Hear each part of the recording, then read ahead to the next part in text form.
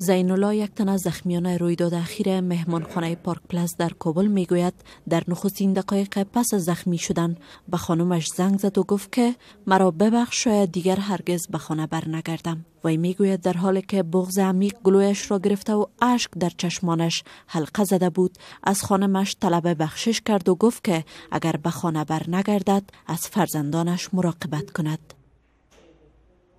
زین الله را روز جمعه در شفاخانه ایمرجنسی شهر کابل در حال ملاقات کردم که یک پرستار این شفاخانه زخم‌های وی را پانسمان می‌کرد. وی که کارمند یکی از مؤسسات خصوصی در کابل است برایم گفت که در چهارشنبه شب به سمیناری که در این مهمانخانه برگزار شده بود دعوت بود. از زین الله خواستم تا از چشم دیدش در شب حادثه برایم قصه کند.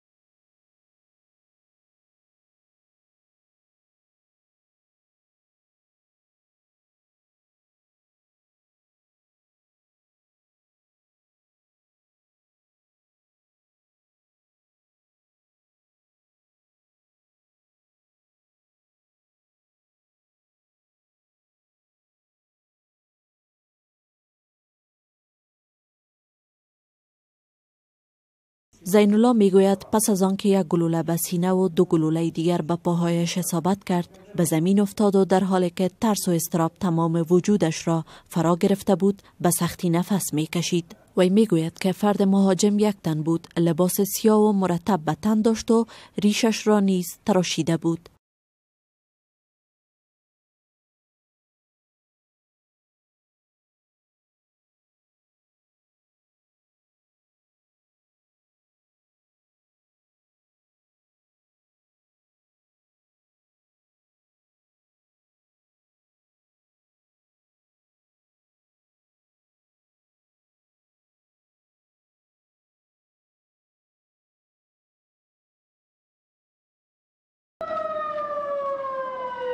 بر اساس گزارش‌ها در حمله طالبان بر هتل پارک پلاس در منطقه کلوله پشته شهر کابل 15 نفر ملکی افغان و خارجی کشته و تعداد دیگر زخمی شدند. حمله شام چهارشنبه بر این هتل زمان صورت گرفت که 10 تن برای اشتراک در یک محفل فرهنگی و هنری در این هتل جمع شده بودند. گروه طالبان مسئولیت این حمله را بر عهده گرفته و در خبرنامه‌شان گفتند که در این رویداد یک مهاجم سهم داشته و تعداد زیادی از مهمانان در این حمله کشته شده است. زین الله میگوید که 3 تن از همکارانش که با وی در یک میز نشسته بودند همه کشته شدند.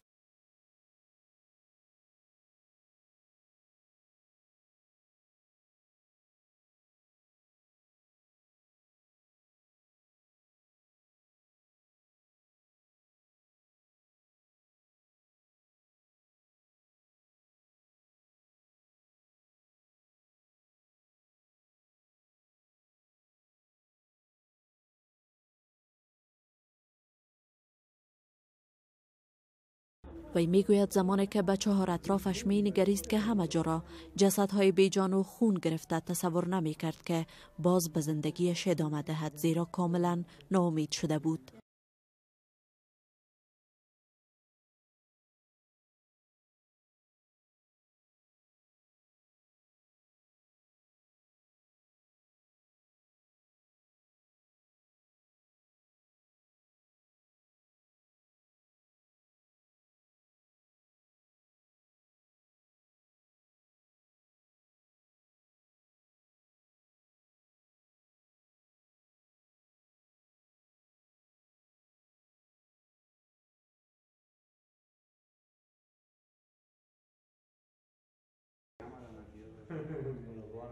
در شفاخانه ایمرجنسی کابل به جز از زین الله 3 تن از زخمیان دیگر این رویداد نیز بستری بودند که همه ایشان پس از تداوی مرخص شدند.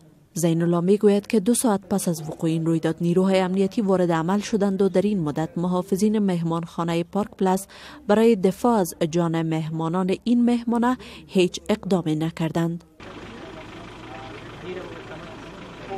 مقامات امنیتی این رویداد را مشابه حمله مهاجمان بر هتل سیرینای کابل که در شب سال نو سال 1393 رخ داد می‌خوانند.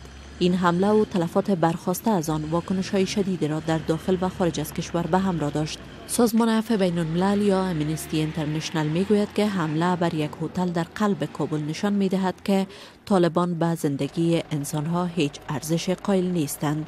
زین الله از رهبران حکومت وحدت ملی می‌خواهد تا در خصوص جلوگیری از تلفات افراد ملکی اقدام نمایند و با کسانی که به زندگی انسان‌ها حرمت قائل نیستند هرگز از در مصالحه پیش نیایند.